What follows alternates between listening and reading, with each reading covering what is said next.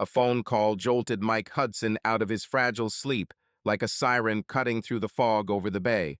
He twitched, his eyelids fluttered, and his gaze rested on the ceiling of their bedroom, white, smooth, with a barely noticeable crack in the corner, which he was still planning to repair. The clock on the bedside table flashed red numbers, 4:58. It wasn't even dawn yet, and Los Angeles was already breaking into his house, demanding attention. Damn. He muttered hoarsely, reaching out to his smartphone.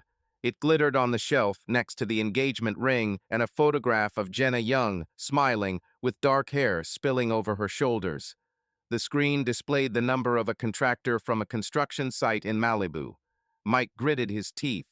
A familiar wave of irritation was already boiling inside, hot and acrid, like steam from an overheated engine. He pressed the green button and brought the phone to his ear. "I'm listening," the voice came out low, with gravel of fatigue, as if someone had poured sand down his throat. "Mr. Hudson, I'm sorry it's so early," the young guy on the other end jabbered, his words stumbling over each other like puppies scrambling for a bowl. "Our delivery of reinforcement was delayed. The drivers had an accident on the highway, and I thought maybe you." Mike closed his eyes, pinching the bridge of his nose with his fingers. He hardly slept that night. He sat at the drawings until 3 o'clock, drawing up a plan for strengthening the foundation for a high-rise complex in the city center. Lines, angles, calculations, all this was his world, his fortress, which he built over the years. And now some brat from the coast is calling at 5 in the morning to complain about something he should have decided on his own. "I'll call you back," he muttered, cutting off the stream of excuses. "Don't wake people up early in the morning unless absolutely necessary. Clear?" He hung up the call and threw the phone back on the nightstand. He thudded against the tree. The screen blinked and went dark. The silence in the room became thicker, but it did not reassure, it only pressed, emphasizing the rumbling in my head. Mike ran his hand over his face, feeling the stubble on his cheeks. At 42, he was no longer the nimble guy he remembered, but the mirror didn't lie yet. His shoulders were broad, his gaze tenacious. Only shadows lay under the eyes, and wrinkles appeared on the forehead, traces of sleepless nights and eternal tension.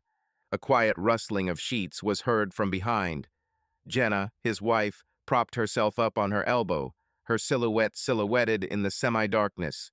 She rubbed her eyes with the back of her hand like a child and asked sleepily, "Who was it?" Mike turned his head and caught her gaze, gray, soft, still clouded with sleep. Her hair, dark and slightly disheveled, fell over her shoulder, and her thin t-shirt slipped off, exposing her collarbone. At times like these, he saw her again as that girl from Blue Ridge, simple, real, so different from the edgy world of Los Angeles. "It's okay, lie down," he said, trying to soften his voice. But it was still seething inside. He hated it when work invaded their home during these rare moments of peace. Jenna nodded, but did not lie down. She looked at him as if trying to discern something behind his words. Mike turned away, feeling his throat constrict with a mixture of anger and fatigue. He needed privacy, at least 5 minutes to collect his thoughts. The city exhausted him, sucked his strength like a voracious beast, and worked. Work was his pride and curse. He was the best engineer in the company. This is not a boast, but a fact. Everyone knew. If the foundation was cracking, if the skyscraper was in danger of collapsing at the first shock, they called Mike Hudson. A guy from Los Angeles who, at the age of 10, while others were kicking a ball in a vacant lot, sat in his room and drew bridges. He still remembered the day when it all started. Summer, heat, the smell of asphalt and gasoline. He was given a book, a tattered one, with yellow pages, Architecture for Beginners. The father, a retired Marine, thrust it into his hands with the words, "If you want to build something, son, build it strong." Mike then sat all day, drawing lines with a pencil, first curves, then more and more precise. Bridge over the canyon, tower to the sky. He loved how the paper came to life under his hands, how chaos turned into order. Then, for the first time, he felt like someone more than just a kid from a poor neighborhood. And then there was that incident. He was 14 when a neighbor's boy, Jack, died at a construction site. He fell from scaffolding because someone skimped on insurance. Mike saw Jack's mother sobbing in the street and his father just standing, staring into space. Then he swore to himself his structures would never collapse. No one will die because of his mistake. This oath carried him through college, through years of drawings and coffee until the morning, to the position of lead engineer. But at what cost? Sorry, he said quietly, turning to Jenna. She was still looking at him, and a shadow flashed in her eyes, either anxiety or sadness. We need to get up early. It's going to be a hell of a day. She pressed herself against him, thin, warm, smelling of chamomile lotion. Her breath touched his neck, and for a moment Mike felt the tension release. Jenna was his anchor, his refuge. 5 years ago, he found her in a hole-in-the-wall Blue Ridge café, serving coffee with a smile that took his breath away. He then came there for work. He was checking an old bridge that was threatening to collapse. I went into a diner, ordered black coffee, and she clumsily touched it with her elbow and spilled a couple of drops on the table. They both laughed, and at that moment Mike realized this was fate. He took her to Los Angeles, promising a new life, and he kept his word: apartment, stability, comfort. But now, looking at her, he increasingly noticed in her gaze something distant, elusive. She missed the mountains, the simplicity of Blue Ridge, although she never said it outright. Mike pushed those thoughts away. He saved her from that hole and pulled her out into the big world. Isn't that right? You came back late yesterday, she said quietly, lying back on the pillow. Everything is fine? He nodded, although fatigue weighed on his shoulders like a concrete slab. Just work. Sleep, my dear. He pulled her towards him and closed his eyes. Her warmth was soothing, but her heart still beat unevenly. Scraps were spinning in my head. Fittings, drawings, the contractor's voice, and also an alarming whisper that he didn't want to listen to. What if she's unhappy here? The alarm clock at 6 o'clock interrupted the short sleep like a gunshot. Mike sat up on the bed with a jerk, feeling his body protest. Ice shower, white shirt, dark blue trousers, a ritual that he performed automatically.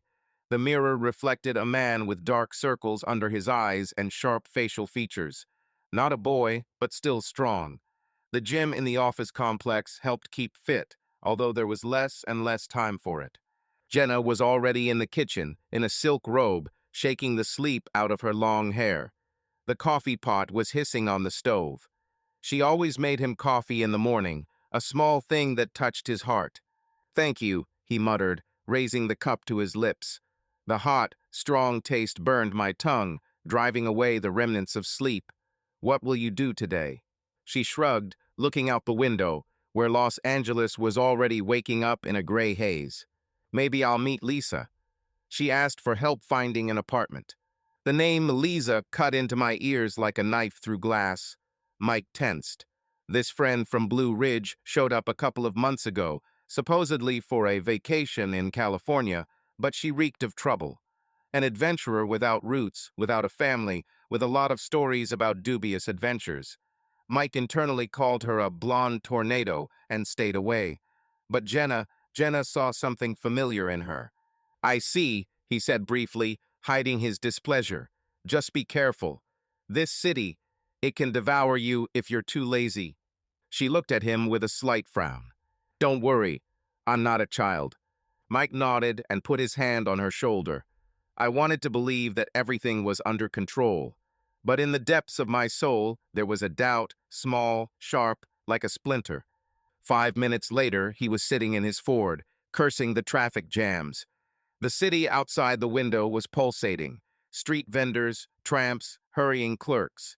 Mike turned on the radio, but his thoughts kept returning to Jenna, her sad smile.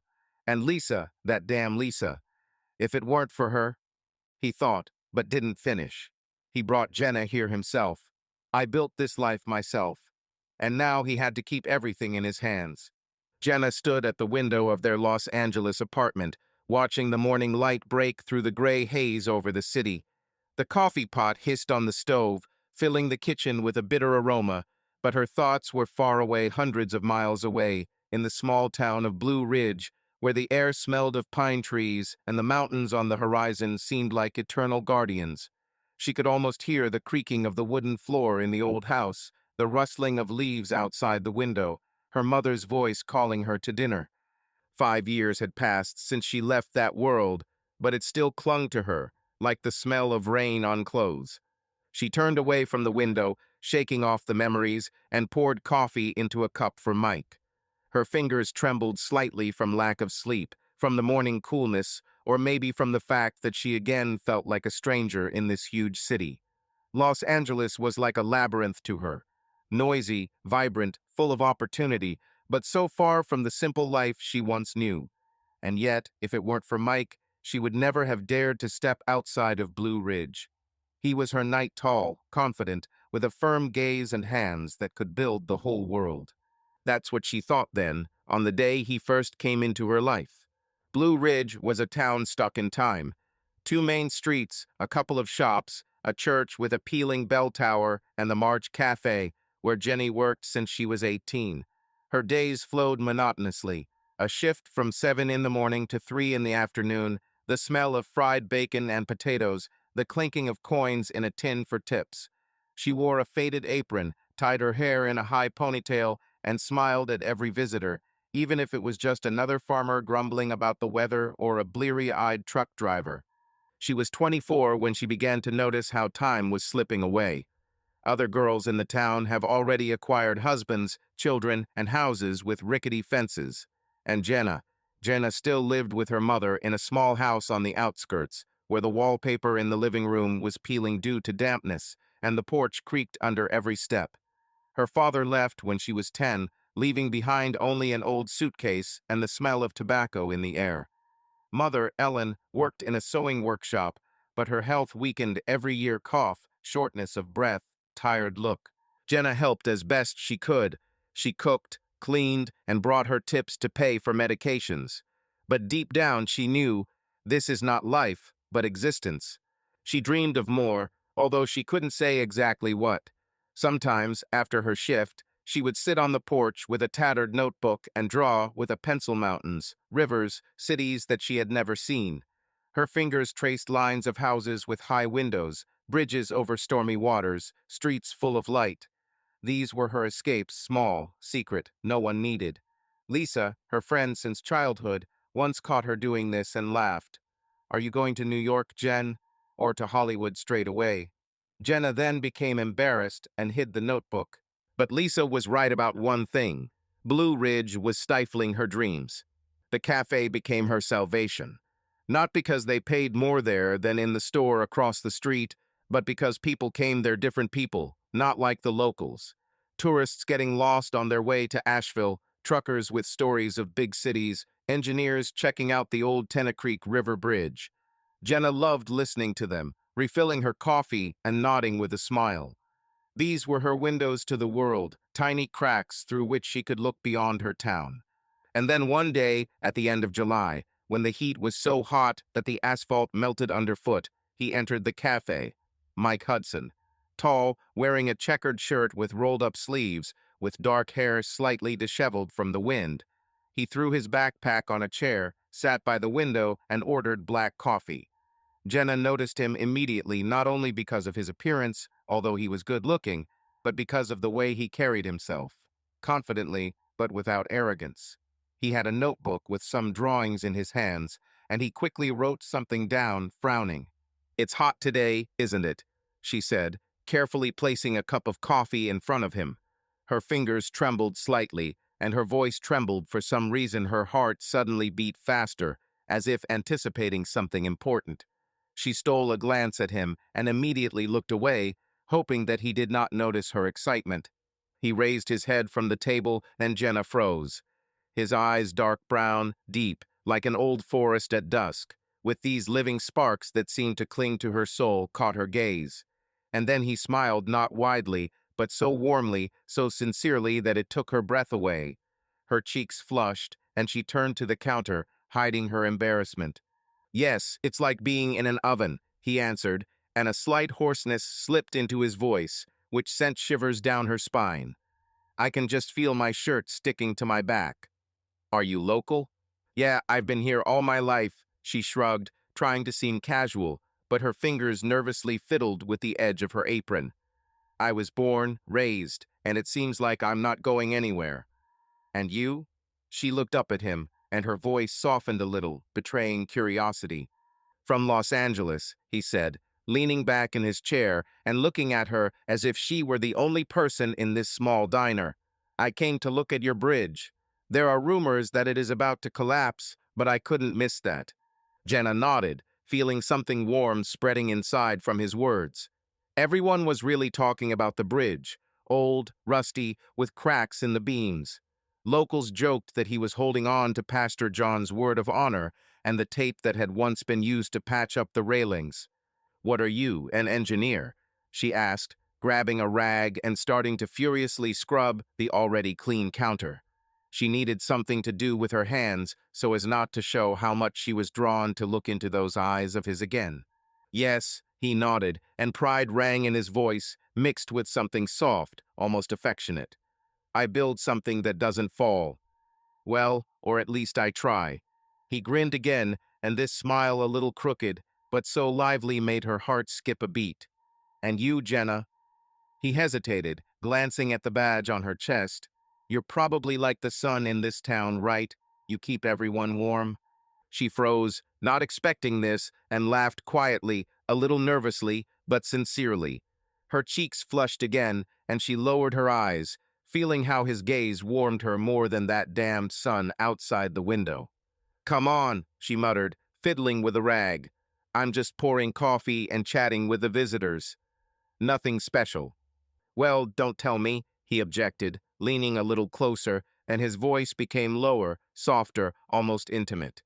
"You do it in such a way that I'm already wondering if I should stay here longer." "The bridge will wait." Jenna looked up at him, and for a second time seemed to slow down. His eyes, his smile, this hot air between them, all this made my head spin more than the summer heat. She smiled back, timidly, but with a sparkle that seemed to be reflected in his gaze. She wanted to ask something else, but then the bell above the door rang. Another visitor entered. Jenna walked away, but watched him out of the corner of her eye all day. He drank coffee slowly, drew something, and sometimes looked out the window at the mountains. There was something attractive about him, strength mixed with weariness, as if he was carrying an invisible weight. She suddenly wanted to know what he was thinking about, what was hiding behind that look. And then that same awkwardness happened. She was bringing him a second cup of coffee when she tripped over the edge of the rug and hit him with her elbow. The cup shook and a couple of drops spilled onto the table. Jenna froze, ready to apologize, but he suddenly laughed short, warm.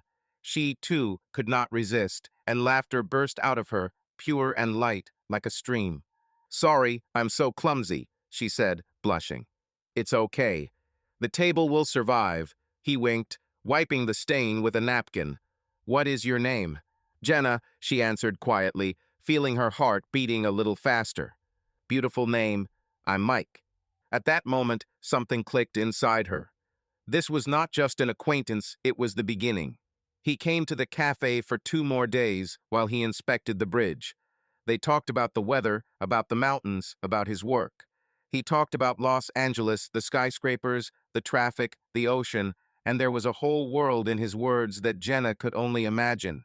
And on the third day, before leaving, he said, "You know, Jenna, you should see more than this town. Your eyes are curious. If you decide, come to Los Angeles. I'll show you the real thing." She just smiled then, thinking he was joking.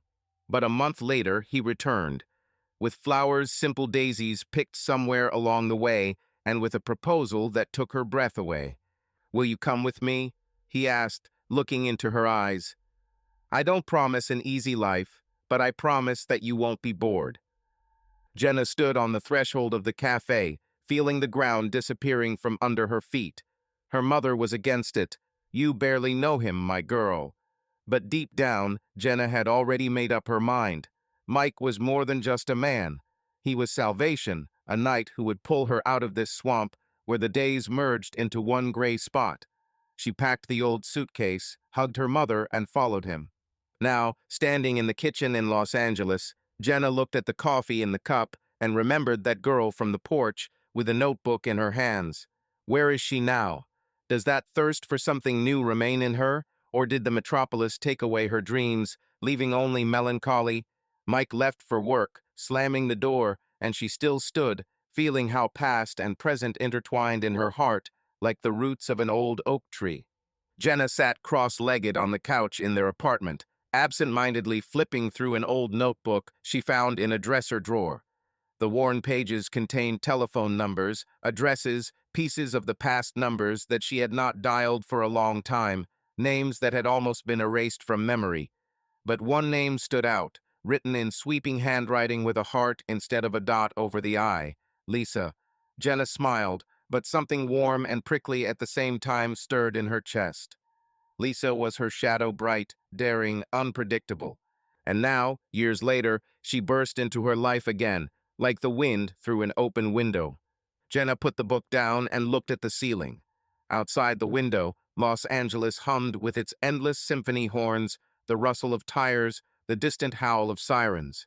But she heard another sound, an echo of the past, Lisa's laughter, ringing and slightly hoarse, as if she had just smoked a cigarette, hiding around the corner. Lisa had been her friend since childhood, the one with whom they shared secrets, dreams, and troubles in small Blue Ridge. But if Jenna was calm water flowing in its usual course, then Lisa was a hurricane. She swept away everything in her path without looking back. She was 16 when she and Lisa first ran away from home. It was in August, hot, stuffy, with the smell of mown grass and dust in the air. The town was having a party at Tenno Creek Lake. Jenna heard about this from the guys in the cafe, but didn't even think about going. Her mother wouldn't let her go, and she herself was afraid. Lisa, having learned about the gathering, caught fire like a match. "Come on, Jen," she said, sitting on the windowsill in Jenna's room. Her blonde hair was disheveled, and sparkles danced in her blue eyes. "Life passes, and you still sit here, like an old woman with knitting. Let's go have some fun. Mom will kill me if she finds out," Jenna objected, nervously fiddling with the hem of her t-shirt. "And you too. She won't know if we don't spill the beans." Lisa winked, jumped off the windowsill, and began rummaging through Jenna's closet. "Here, put on this dress, blue with flowers. You'll be a beauty." Jenna hesitated. She liked how Lisa knew how to turn everything upside down, but this pressure scared her. Lisa was a year older, taller, with sharp cheekbones and a voice that could convince anyone. Even then, she was secretly smoking, skipping school, and telling stories about the guys she kissed behind the barn.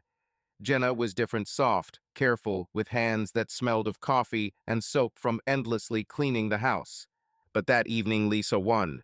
They waited until Jenna's mother was asleep. Ellen had taken her medicine and dozed off in her chair watching TV and slipped out the back door. The night was warm, the stars hung low like lanterns above the road. A crowd was already noisy by the lake, about 20 people, no more. Someone had lit a fire, the flames crackled, casting reflections on the water. The guitar was strumming something simple, the guys were laughing, beer cans were clanking in their hands. Jenna felt out of place. Her dress seemed too simple, and her hair was sticking to her neck from the humidity. But Lisa immediately joined the movement and dragged Jenna to the fire. "Relax, friend," she shouted as Jenna tried to move into the shadows. "This is life, not a rehearsal." Some guy, I think his name was Trevor, put his arm around her waist, and she burst into laughter. Jenna looked at them and felt a strange mixture of envy and anxiety.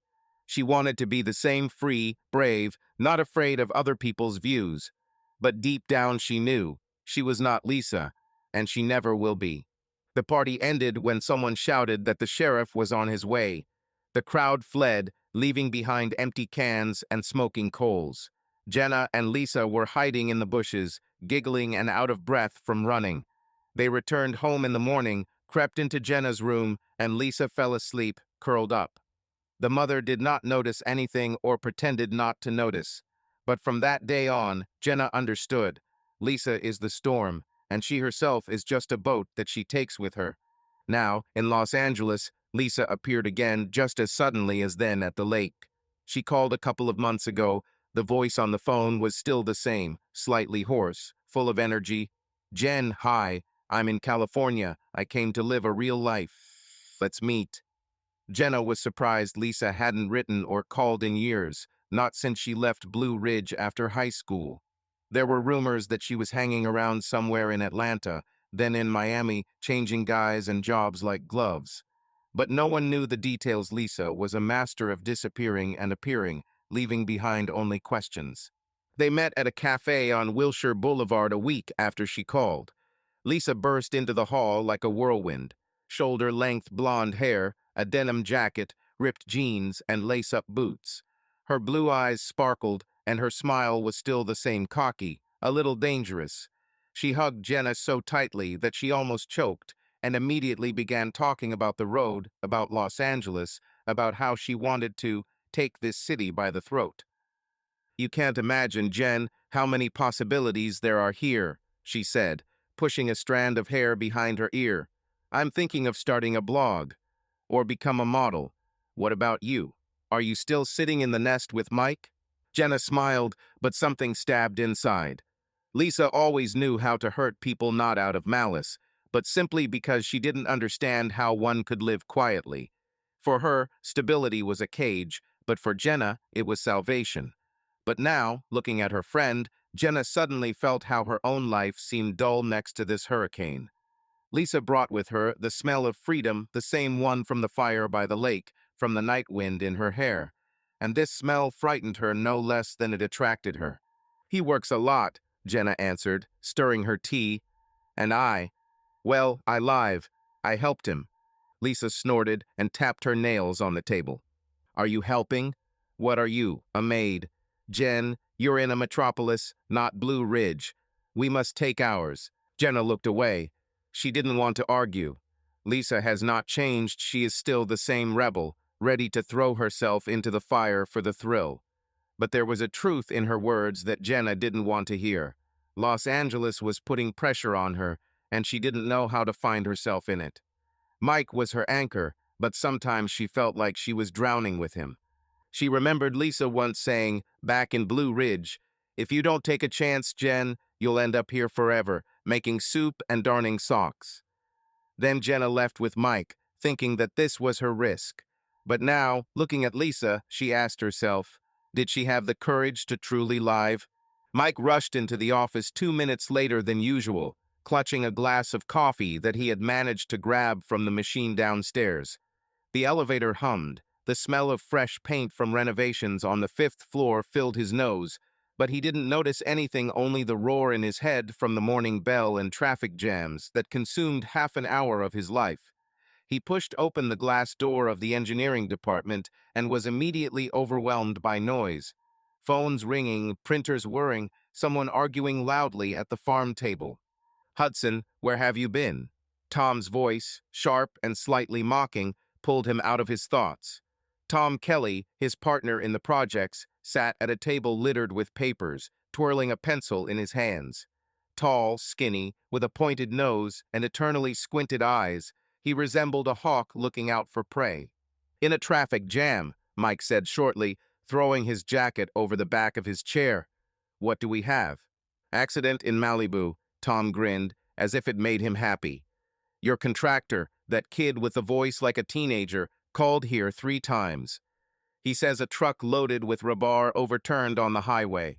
The driver is in the hospital. Deadlines are running out. Congratulations, you're in."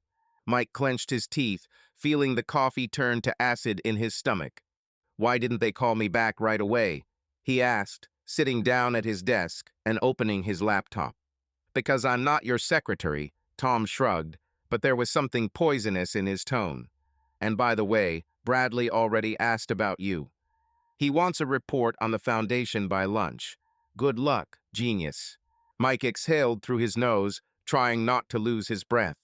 Tom was his shadow in the company, always nearby, always a little behind, with an eternal grin and hints that Mike was taking on too much. They started out together, but Mike took the lead and became the lead engineer, while Tom was stuck in a supporting role. And now Mike's every mistake was a holiday for him. "Okay, I'll figure it out," Mike said, opening the drawings of the project in Malibu.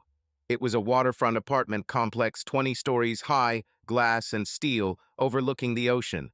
"The foundation is his area of responsibility, and he knew that everything was hanging by a thread there. Sandy soil, proximity to water, risk of landslides. One wrong step and millions of dollars will fall into the abyss. He dialed the contractor's number, the same guy who woke him up at 5 in the morning. Mr. Hudson. The voice on the phone was panicky. This is Josh. Josh, what's wrong with the fittings? Mike interrupted, not allowing him to accelerate. How much did you lose? Half the load is broken. Josh hesitated. The truck is in a ditch. The driver is alive, but his leg is broken. The supplier says a new delivery will only be made tomorrow evening. I don't know what to do. We have deadlines. Tomorrow evening, Mike raised his voice. Do you understand that we have a filling in 2 days? If there is no foundation, the whole schedule will go to hell. I tried to find a replacement, but... Josh lost his voice, and Mike heard him sniffle. Everything went wrong. Stop whining, he snapped. Find another truck. Contact anyone, even the devil, but so that the reinforcement is in place by morning. Clear? Yes, sir. Josh swallowed a lump. I will try. Mike hung up and leaned back in his chair, feeling his pulse pounding in his temples. He hated such moments when everything he built depended on the hands of others, on their mistakes. As a child, he drew bridges that no one could destroy, and now every day he struggled with reality, where everything was falling apart at the seams. Problems, Hudson. Tom leaned towards him, his voice dripping with malice. Maybe it's time to delegate. Otherwise, you will turn gray before your time. Fuck off, Tom. Mike didn't even look at him. You better check your drawings, because Bradley tore them into pieces last time. Tom chuckled, but fell behind, returning to his desk. Mike knew that he would not forgive him for this phrase. Tom was vindictive, like a dog whose tail has been stepped on. And yet this was not the main problem now. The main problem was sitting on the 6th floor, in an office with a sign, James Bradley, Chief Engineer. Half an hour later, Bradley called him in. Mike stood up, feeling his shirt sticking to his back, and walked towards the elevator. The office smelled of leather and expensive cologne. Bradley, a heavy-set man of about 50 with gray temples and eyes like a bulldog, sat at the table, leafing through papers. Hudson, he began without preamble, what the hell is going on in Malibu? There's an accident. Mike stood straight, his hands behind his back. The truck with the fittings overturned. I'm already deciding. Are you deciding? Bradley slammed his hand on the table. Our investors are coming next week, and you're telling me about the truck? I don't care how you do it, but the foundation must be ready. Otherwise, you'll fly down the stairs faster than you can say fire. I'll do everything. Mike clenched his fists, but his voice remained calm. The fittings will be there tomorrow morning. You better not lie. Bradley pointed a finger at him. You are the best, Hudson, but even the best sometimes fall. Go and work. Mike nodded and walked out, feeling the blood pounding in his ears. He returned to the department, plopped down on a chair, and stared at the screen. The drawings swam before his eyes, but he forced himself to concentrate. This was his project. His name was on the line. He couldn't afford to fail. Hey, Mike, a soft voice snapped him out of his trance. Emily, the new engineer, stood nearby, holding a folder in her hands.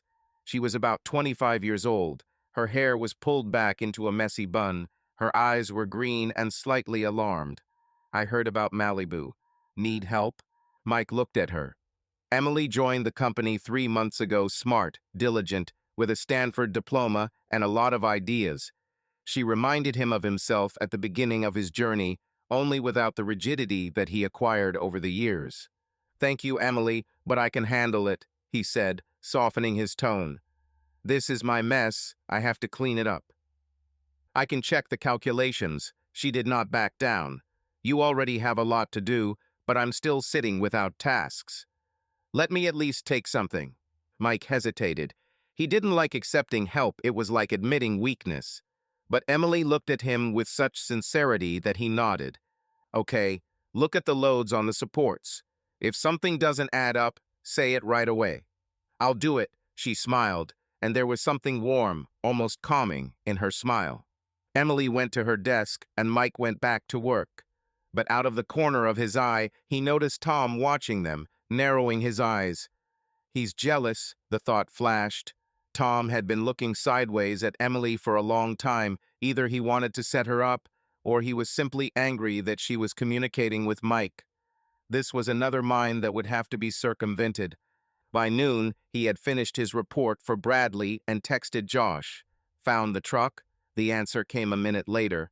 Yes, it will be by morning. Thank you for not killing me. Mike chuckled. The guy was stupid, but he tried. He leaned back in his chair, rubbing his neck. The day had just begun, and he already felt exhausted. But thoughts still returned to Jenna, to her morning look, to her words about Lisa. Something about this scratched my soul like a nail on glass. He took out his phone and wrote, "How are you?" and stared at the screen, waiting for an answer. Silence. Is everything okay, Hudson? Tom raised his voice again, without looking up from his desk. Or are there problems not only at work, but also in your personal paradise? Mike clutched the phone in his hand. Mind your business, Tom, he said quietly, but there was steel in his voice. Otherwise, you'll bite your tongue. Tom laughed, but fell silent. Mike returned to the drawings, but inside he was seething. Work, Jenna, Lisa, everything was intertwined into one tight knot that he had to untangle, and he will unravel, as always. Jenna pushed open the door to a café on Wilshire Boulevard and was immediately hit with a mixture of smells, spices, fried meat, coffee. The noise of voices mixed with the hum of the street outside, where tourists clicked selfies and cars honked in traffic. She made her way to the table in the corner, where Lisa was already sitting, bending over the phone. She raised her head, flashed a smile, and waved her hand. "Jen, here," she shouted, pushing her blonde hair behind her ear. "I already ordered you tea, as you like, with chamomile." Jenna sat down, throwing her bag on the next chair. "Thank you," she said, looking around. "Is it always this noisy here?" "This is Los Angeles, baby." Lisa laughed, slapping her palm on the table. "Everything is boiling here, everything is alive. Not like our Blue Ridge, where silence is just waiting to suffocate you." Jenna smiled, but didn't answer. The waiter brought the tea, and she cupped the cup, feeling the warmth through the porcelain. Lisa, meanwhile, took a sip of her coffee black, without sugar, as always, and pointed her finger at the phone screen. "Look what I found," she said, turning the phone towards Jenna. A poster flashed on the screen. Cade Logan, concert, huge letters, and a photo of the singer with a microphone. "It's in a couple of days, and I have 2 tickets. Cade Logan." Jenna raised her eyebrows.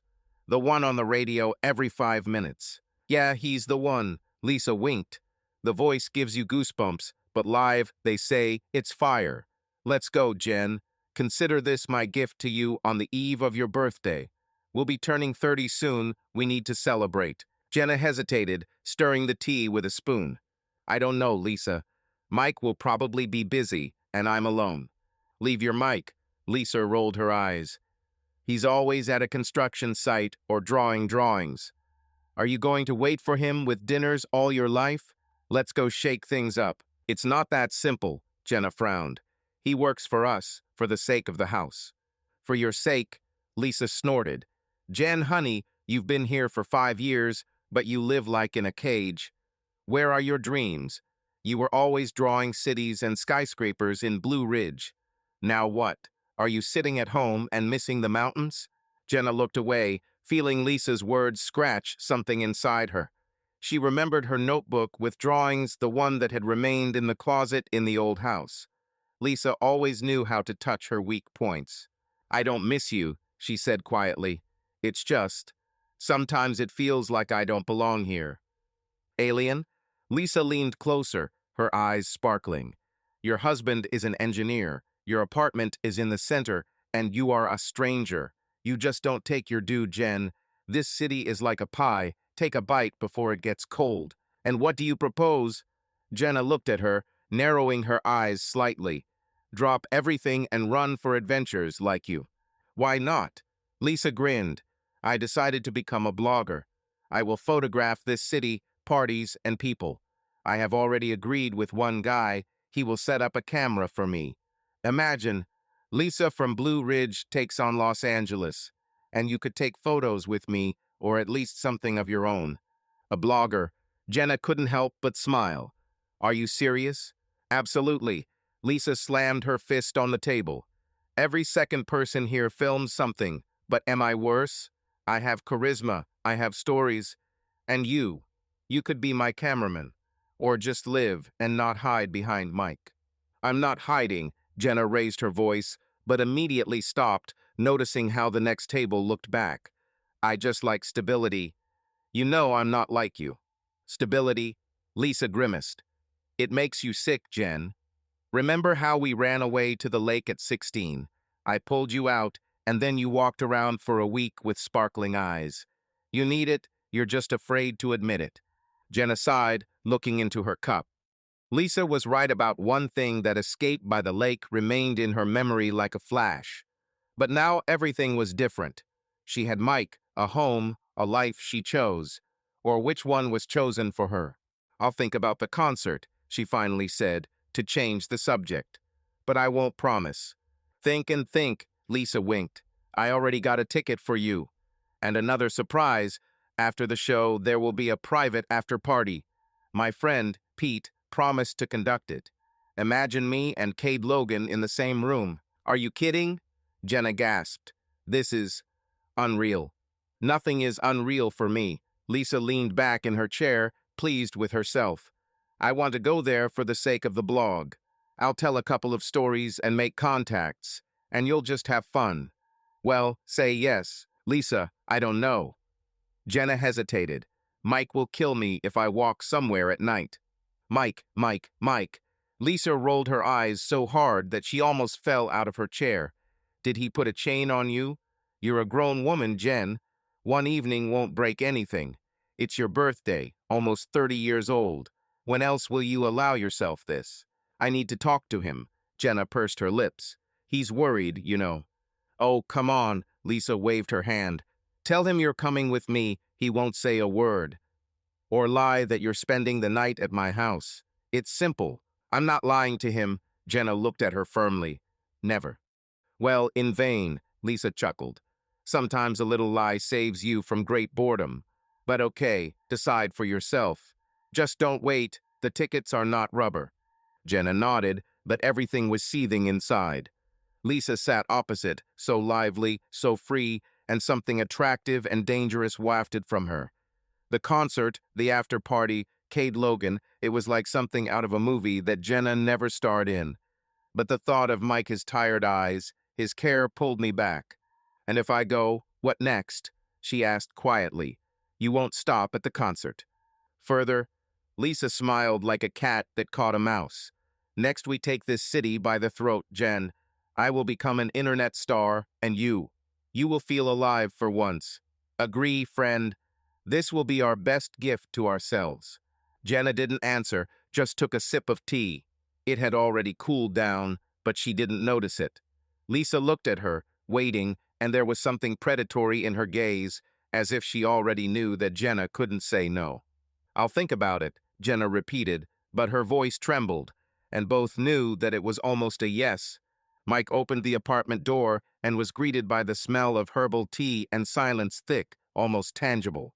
The lights in the living room were dimmed, only the lamp by the sofa cast a yellow circle on the floor. Jenna sat there with her legs crossed, an unfinished cup in her hands. Her dark hair fell over her face, and her gaze was somewhere far away. He kicked off his shoes, trying not to slam the door, and stepped towards her. Hey, are you awake? He asked softly, sitting down next to her. The sofa creaked under his weight. Jenna shuddered, as if waking up, and turned her head. I can't sleep, she said quietly. My head is full. How? Mike put his hand on her shoulder, feeling the warmth through the thin fabric of her t-shirt. Did something happen? She shrugged and looked at the phone lying next to her. The screen was turned off, but Mike noticed her fingers nervously fiddling with the edge of her sleeve. I called my mom today, she began, her voice trembling. Just to chat. Mike nodded, although something sank inside him. He knew that calls to Blue Ridge were rarely just because. Ellen, Jenna's mother, knew how to use one word to pull out of her the melancholy that he tried not to notice. "And what did she say?" he asked, trying to sound calm. "I asked you to come." Jenna looked away. "She says it's hard for her alone." The cough has started again, and the neighbor, Mrs. Clare, is not always available to help. She knows we're far away. Mike frowned. "What did you answer her?" "I said I'll think about it," Jenna sighed. But she didn't lag behind. "You are lost there in this city, my girl.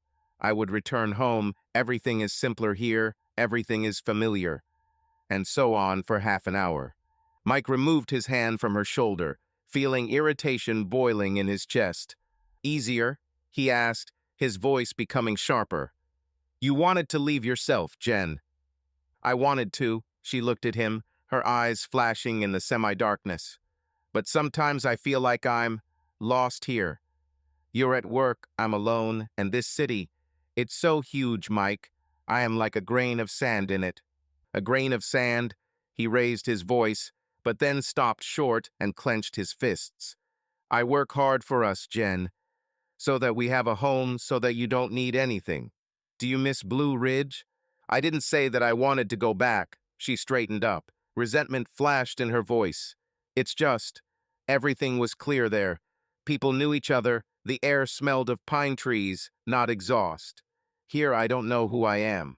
Mike fell silent, looking at her. He wanted to shout, "You are my wife. That's who you are." But the words stuck. He hated these conversations. They came out of nowhere and left cracks in their wake. He got up, walked around the room, and stopped at the window. "I thought you were happy here," he said finally, looking at the city lights. "I built this for you. Got you out of there." "You didn't pull it out." Jenna stood up behind her, her voice trembling. "I followed you myself. Because I loved it. I love it. But that doesn't mean it's easy for me." He turned and looked into her eyes. There was something in them, not tears, but close to it. And that hit harder than her words. "Then tell me what you need," he said more quietly. "I can't guess, Jen." She opened her mouth, but remained silent, clasping her fingers.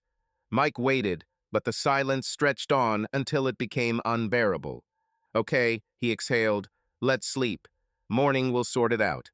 Jenna nodded, but didn't move. Mike went into the bedroom, feeling like everything inside was twisting into a knot. He loved her to the point of pain, to the point where his hands trembled. But sometimes it seemed to him that she was slipping away, and he did not know how to hold her. An hour earlier, Jenna had been sitting on the same couch, clutching her phone. She dialed her mother's number almost mechanically. Her fingers found the familiar numbers themselves. The beeps went on for a long time, and she was about to hang up, but then a weak voice was heard. "Jenna, is that you, girl?" "Yes, Mom," she smiled, although she felt a pang inside. "How are you?" "Oh, how are things with the old woman?" Ellen coughed. The sound was hoarse and heavy. "The cough is tormenting me again, but that's okay." "How are you there?" "Okay," Jenna tried to sound cheerful. "Mike is working. I'm here. Doing business." "Business?" Ellen chuckled. "Don't lie to me, daughter. Your voice is sad. What, it didn't take root?" "I got used to it." Jenna squeezed the phone harder. "I just get tired sometimes." "How are you? Are you taking medications?" "I'll drink wherever I go," the mother sighed. "But I'm the only one feeling sad here, Jen. Mrs. Clare comes in with soup, but she's old like me. And you? Maybe you could come for at least a week. She would see me, look at the house. Otherwise, this Los Angeles of yours has completely taken you away." "Mom, I can't just come and come." Jen closed her eyes. "We have life and work here." "Life?" Ellen raised her voice. "This is not life. This is running around. You're disappearing there. I hear you. I wish I could come back, daughter, at least for a little while. It's quiet and peaceful here. The mountains are there. The air is clean. Otherwise, I'll die, and you won't say goodbye." "Don't say that." Jenna swallowed the lump in her throat. "I'll think about it, okay?" Think. Ellen coughed again. "Just don't delay. I love you, my girl." "And I you." Jenna dropped the call and leaned back on the sofa. "My mother's words swirled in my head like autumn leaves.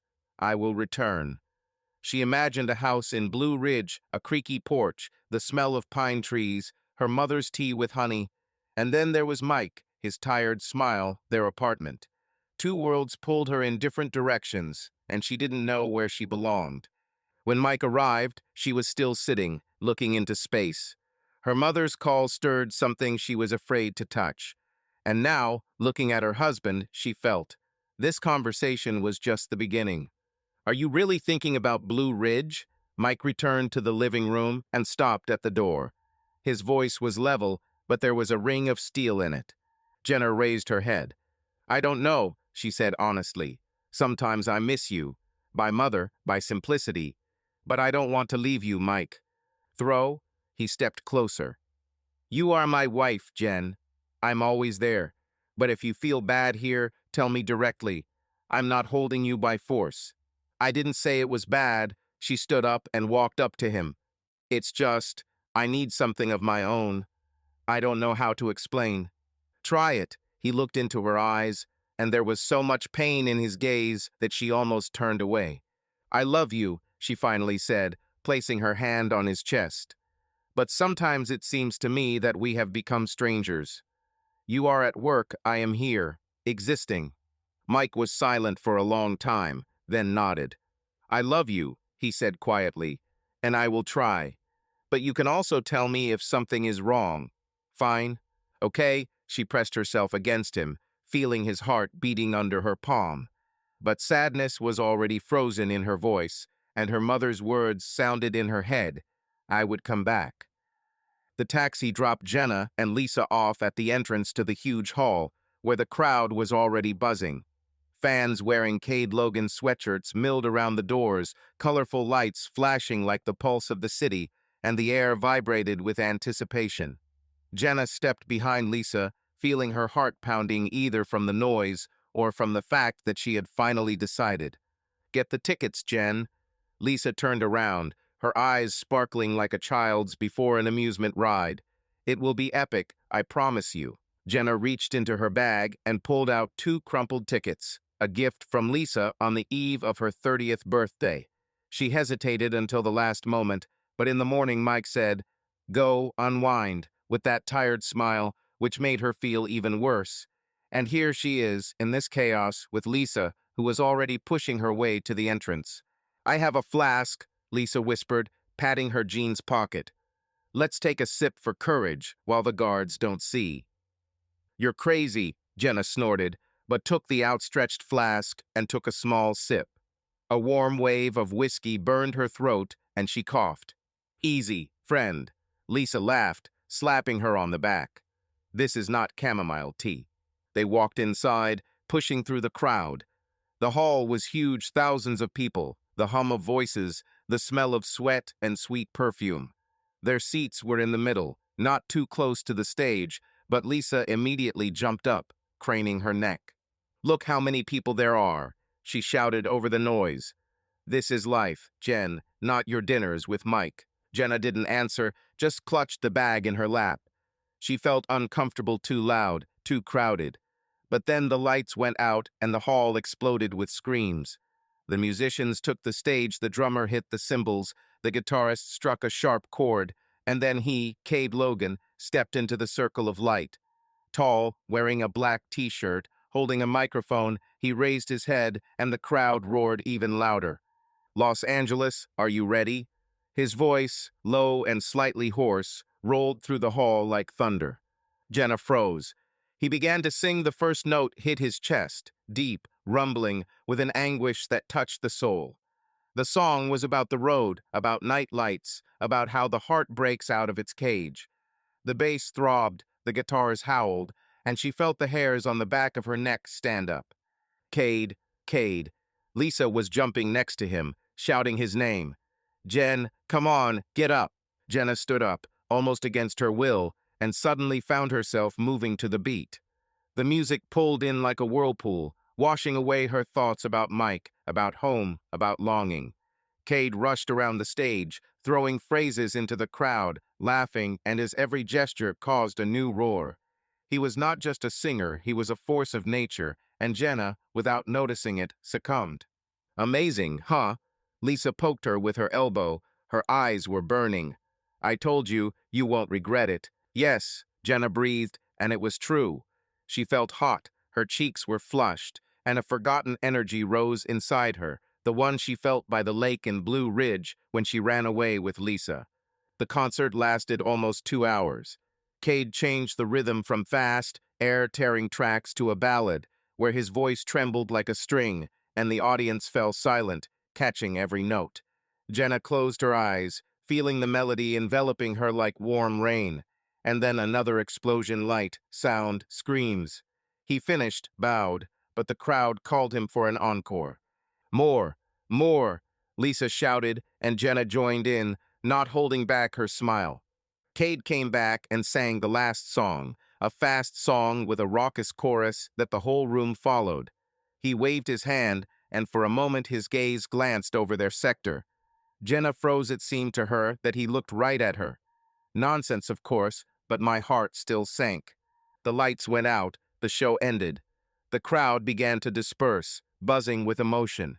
Lisa turned to Jenna, her eyes sparkling, like those of a predator after a successful hunt. Well, is that cool? She asked, wiping sweat from her forehead. Incredible, Jenna was still shaking from adrenaline. I didn't think it would be like this. And I knew, Lisa grinned, but that's not all. Pete is waiting for us at the exit. After party, Jen. We're going. Pete. Jenna frowned. Who is Pete?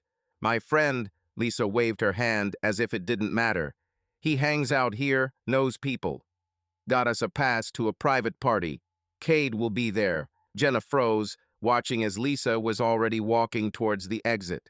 They got out of the hall and were met at the door by a guy lanky, with tattoos on his neck and a crooked grin. Pete. His black t-shirt was wrinkled and his eyes were as slick as butter. Liz, hi, he said, drawing out the words. Is this your girlfriend? Yeah, Jenna. Lisa patted him on the shoulder. Pete, you promised to take us through. Is everything okay? In force, he nodded, but looked at Jenna with some strange interest. Just stick with me. The security there is brutal. And he lowered his voice. Don't talk too much, okay? What not to chat about? Jenna stepped closer. Her voice became firmer. Yes, Pete chuckled, scratching his neck. Lisa knows what I mean. Really, Liz? Lisa looked away. Her smile dimmed a little. Never mind, Jen, she said quickly. Pete is just joking. Let's go, we're wasting time. But Jen didn't move. She looked at Pete, at his tattoos, the way he nervously fiddled with the lighter in his pocket. Something dark emanated from him. And Lisa clearly knew more than she said. Lisa, what's the matter with this Pete? Jenna asked quietly but firmly. It's okay. Lisa grabbed her hand and pulled her forward. He's just a guy from the party. It will help us get inside, that's all. You want to see Cade, right? I want to, but... Jenna hesitated, feeling anxiety stirring inside her. I don't like him. I don't like everyone either, Lisa winked, but a shadow flashed in her voice. Relax, Jen. This is Los Angeles. Everyone here is a little strange. Pete was already ahead, making his way through the crowd. Jenna looked after him, then at Lisa.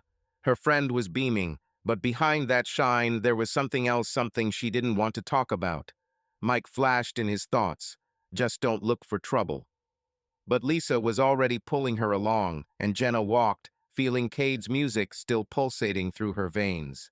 The taxi dropped them off at the Magic Lounge, a glass monstrosity in an upscale neighborhood where the red carpet at the entrance glistened under the camera flashes. Security in black suits checked passes, cars drove up, releasing guests in expensive dresses and with cigars in their hands. Jenna followed Lisa out, feeling out of place in the simple black dress she had chosen at the last moment. Pete, come quickly.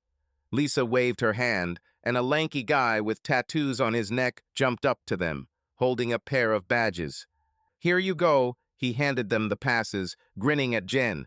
Don't get lost there, girls. The guard glanced at the badges and let them inside. Jenna stepped over the threshold and was immediately deafened by the rhythm, not thunderous like at a concert, but soft, creeping with deep bass. The hall was filled with red sofas and mirrored walls, the bar counter glowed blue, and the smell of champagne and cigar smoke hung in the air. People laughed, clinked glasses, someone danced in the corner under multicolored spotlights. "It's awesome, right?" Lisa poked her with her elbow. Her eyes sparkled. "This is Hollywood, Jenna." "Yeah," Jenna swallowed, looking around. She felt like she was in a movie too bright, too alien. "Shall we go to the bar?" "Yeah, take a cocktail." Lisa dragged her to the counter. The bartender, deftly spinning the shaker, gave them two bright drinks, orange, with a cherry on top. Jenna took a sip, feeling the sweetness mix with the alcohol, and hit her head. She looked at the dance floor couples were already moving there, familiar faces flashed among them. An actress from a TV series, a blogger with 1 million subscribers. And then she saw him. Cade Logan stood against the far wall, wearing a leather jacket, surrounded by a small group of people. He laughed, sipping something from a glass, and his profile was like on a poster, sharp, attractive. "Look, it's him." Lisa grabbed her hand. "Cade, right here." "I see." Jenna squeezed her glass, feeling her heart pounding. "He's close."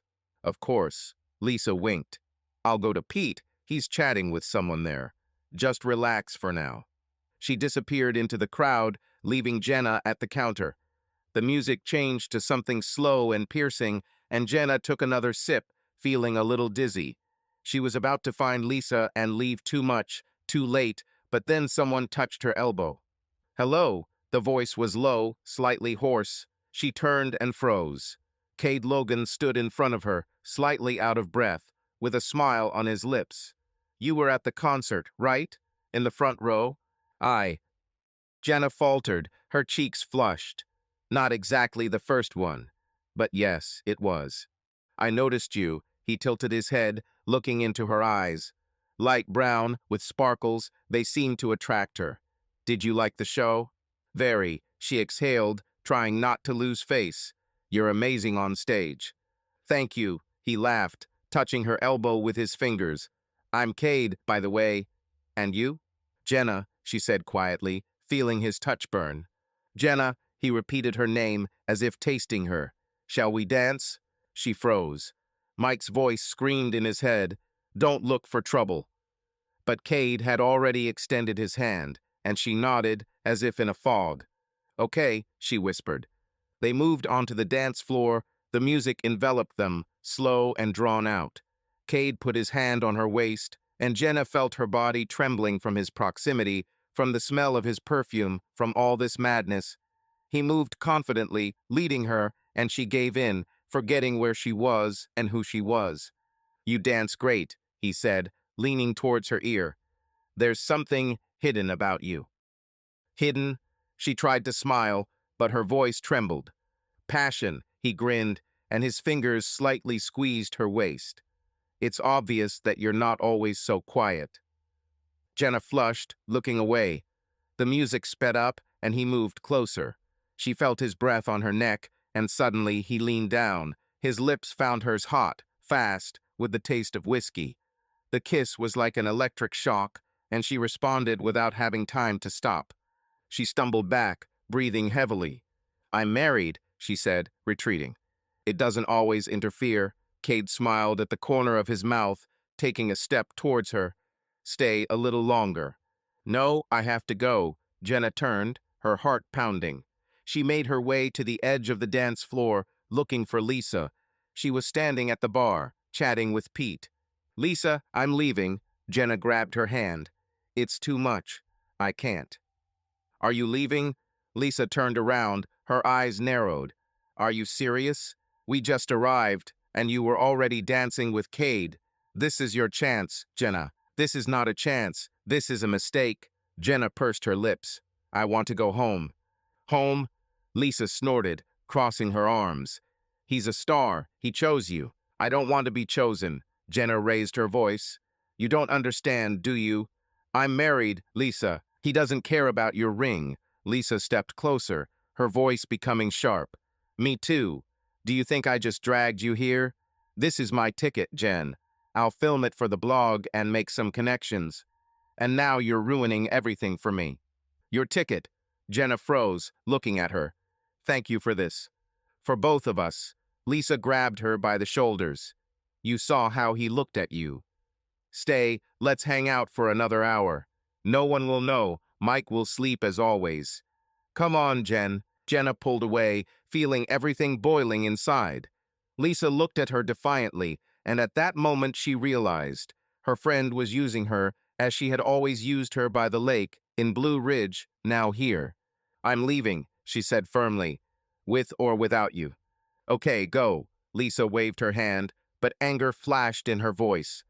Just don't complain later that life has passed you by. Jenna turned, making her way to the exit. Cade stood against the wall, watching her go, but she didn't look back. My heart was beating in my throat, and my head was spinning. What have I done? You can't leave Lisa alone, and she's back. 15 minutes later, Jenna stood in the small VIP room of the club, where Cade had brought her and Lisa. Leather sofas, a glass table with a bottle of whiskey and ice, soft light from hidden lamps, everything seemed unreal, like a set. Cade had kicked out his two friends by slamming the door and was now sitting across from him, pouring himself a whiskey. Do you want it? He nodded at the bottle, looking at Jenna with a slight smile. Come on, Jen. Lisa pushed the glass into her hand. One sip, you won't die. Jenna took the glass and took a sip. The strong taste burned her throat, adding to her dizziness. Lisa was already chatting with Cade, laughing at his joke, but Jenna felt superfluous. She wanted to leave, but Lisa was the first to disappear into the corridor, saying, I'll be right back, I'll call someone. And now she was left alone with Cade. What can you say about the concert? He leaned towards her, his eyes sparkling in the semi-darkness.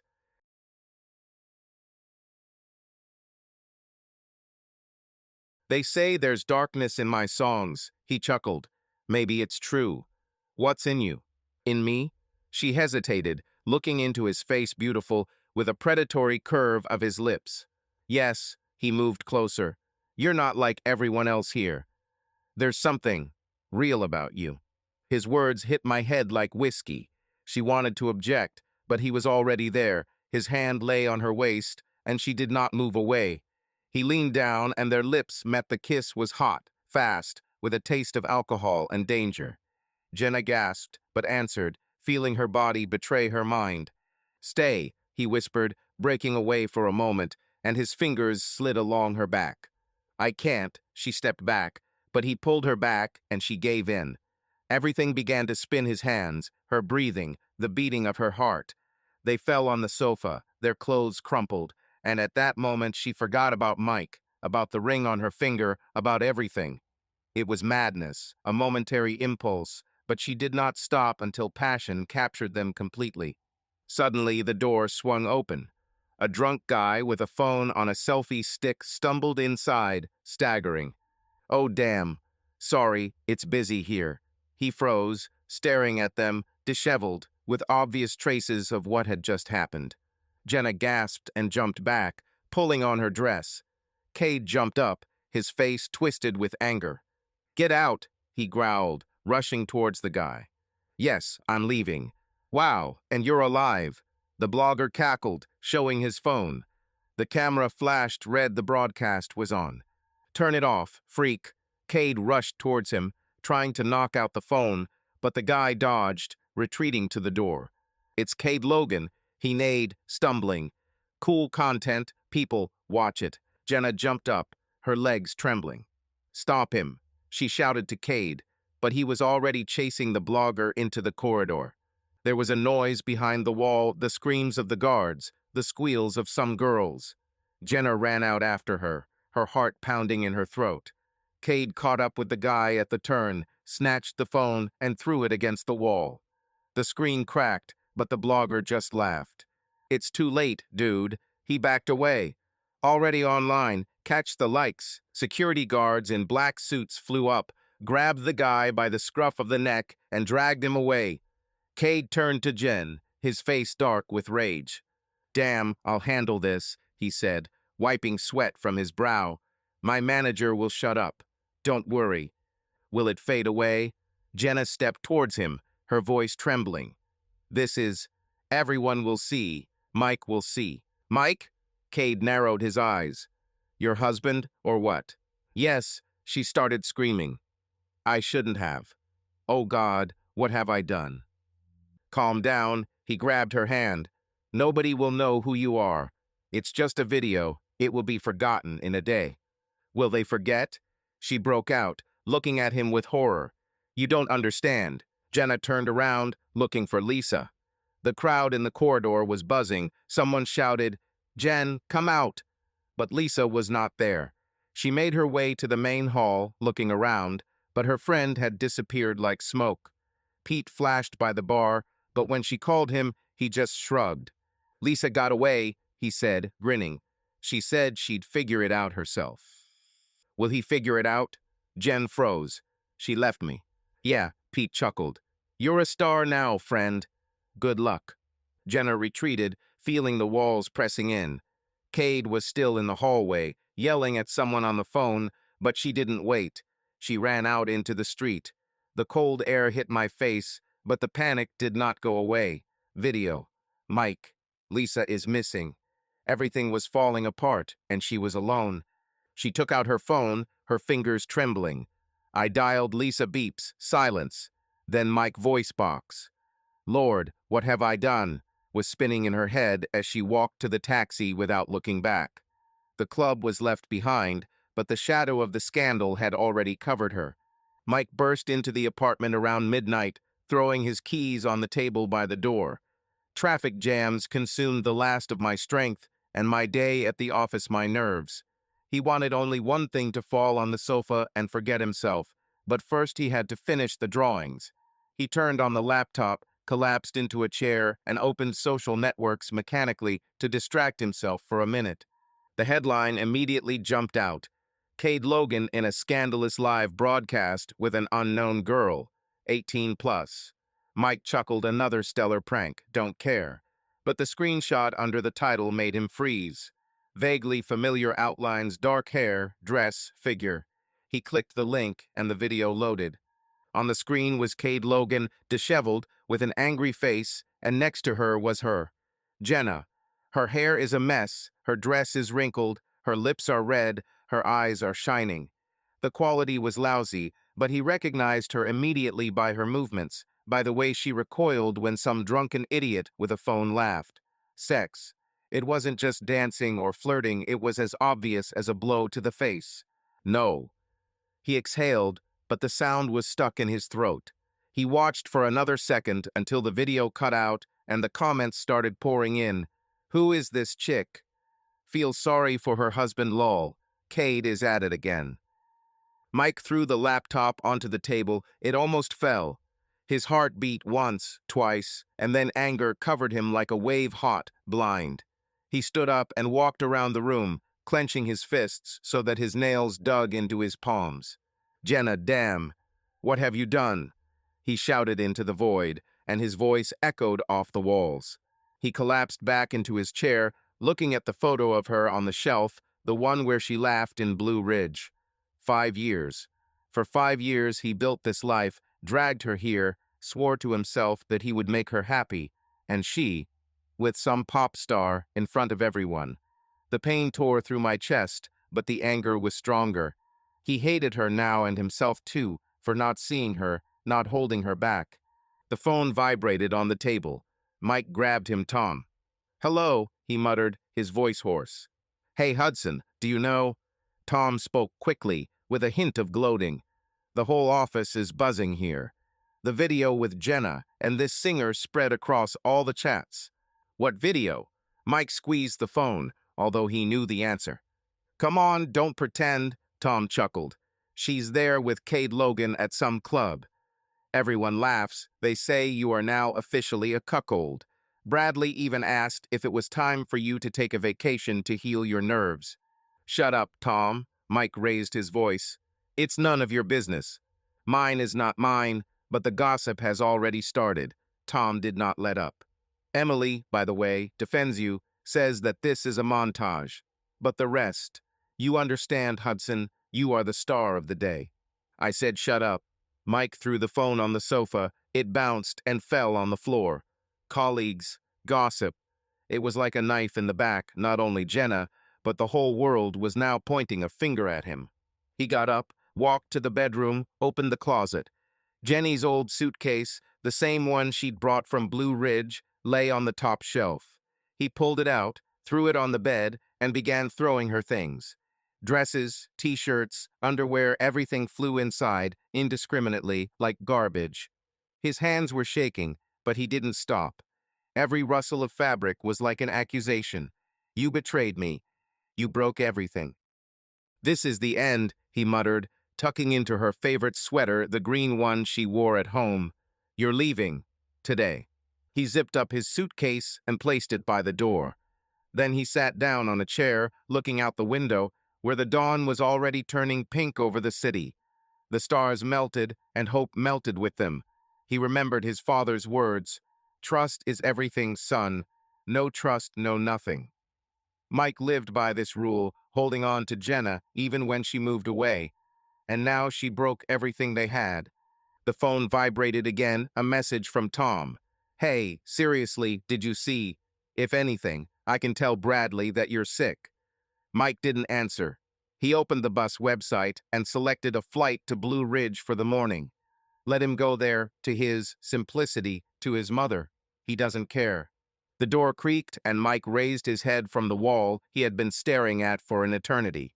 Jenna stumbled into the apartment, staggering, with tear-stained eyes and disheveled hair. Her dress, the same black one she wore to the concert, was wrinkled. Her lipstick was smeared, and her bag was shaking in her hands. She froze when she saw him motionless, with a cold gaze, and then her eyes fell on the suitcase at the threshold. Her suitcase. Mike. Her voice broke, thin as cracked glass.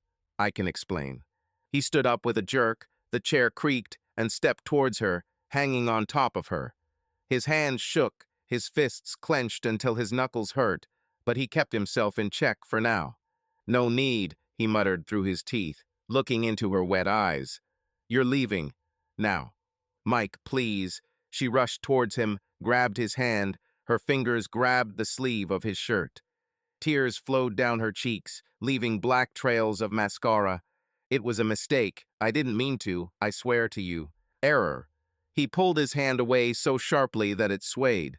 The voice broke into a scream. The echo hit the walls. You had sex with him on camera, Jenna, on camera. Everyone saw it, Tom, the office, the whole damn city.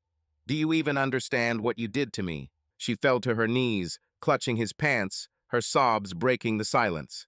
I didn't know about the camera. Mike, she shouted, her voice breaking from sobs.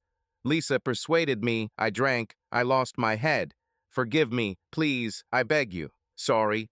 He grabbed her by the shoulders and jerked her up from the floor, looking straight into her face. His eyes were blazing a mixture of anger, pain, and something he couldn't name. Do you think sorry will fix this? I worked my ass off for us, Jen. I did everything to make you happy, to give you everything, and you. You fell under some singer, and the whole world is now laughing at me. No, no, no. She shook her head, tears splashed onto the floor. I didn't want this to happen. I love you, Mike. I have always loved only you. Do you love me? He pushed her away, and she fell back to her knees, hitting the sofa. His voice trembled, turning into a hoarse roar. This is love, right? Is this what you love so much, to lie down with the first person you meet, while I'm here waiting for you like an idiot? Jenna sobbed louder, clutching his legs, her fingers digging into the fabric of his trousers. I hate myself for this, she shouted, looking up in despair. I don't know how it happened. I was drunk. He was there, and Mike, hit me, scream, but don't kick me out. He recoiled, her words cutting like a knife. Hit. He wanted to throw out this rage, to break something, her, himself, this house. But instead, he reached down, grabbed her wrists, and yanked her up, forcing her to stand. She staggered, looking at him with horror and pleading. I don't need you, he said quietly, but every word fell like a stone. You betrayed me, Jen. You trampled everything we had. Get out. No, Mike, don't. She rushed to him, clinging to his shirt, her tears flowing down his chest. I'll do anything, I'll stay, I'll prove it. Give me a chance, please. I can't live without you. He grabbed her by the shoulders and pulled her towards the door, his fingers digging into her skin harder than he intended. She resisted, struggled, but he was stronger.